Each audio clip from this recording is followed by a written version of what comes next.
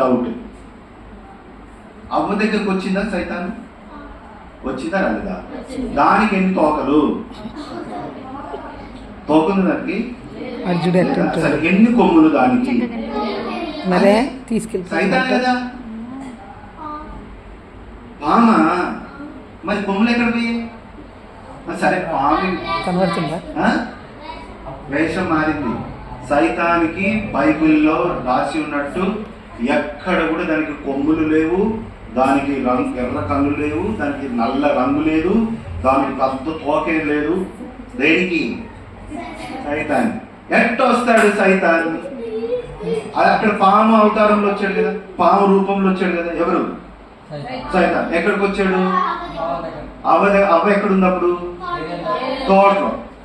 మనం కూడా మన ఇంట్లో ఉన్నప్పుడే మన ఫ్రెండ్స్ ద్వారానే వస్తాడు సైతాన్. ఎవరి ద్వారా వస్తాడు? వాడు గాన కొమ్ములు వేసుకొని, తోక వేసుకొని, ఎర్ర కళ్ళు వేసుకొని అని వస్తే మీరేం చేస్తారు? మరి మీరు పారిపోద్దు కదా వాడి దగ్గర నుంచి. అందుకే మీకు ఏమి ఇష్టమో అట్లాగే వస్తాడు. ఎట్లా మాట్లాడితే మీరు మాట వింటాడో అట్లాగే వస్తాడు. మీకు ఇష్టమైనది ఏంటంటే మొబైల్, కాబట్టి మొబైల్ రూపంలోనే మీ దగ్గరకు వస్తాడు. వాడి దగ్గర పెట్టుకొని పడుకుంటే నరకానికి తీసుకెళ్తాడు మిమ్మల్ని. సరేనా? మంచి తీసుకెళ్తాడు. అక్కడికి వెళ్ళిన తర్వాత గెంతుతురు కానీ అప్పుడు గెంతుతురు కానీ ఇప్పుడు గెంతుతున్నారు కదా.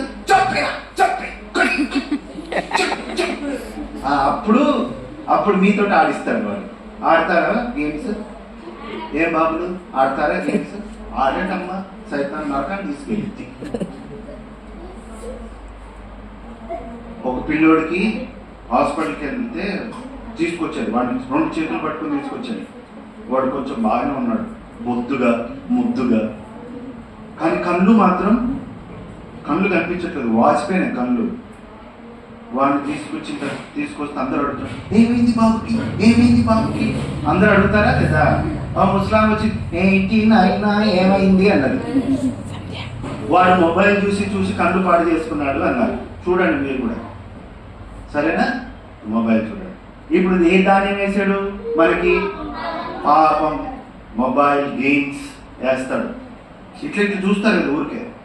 ఏంటది చూసేది? మొబైల్ పట్టుకుని మీరు కాదు, ఇటు తీసి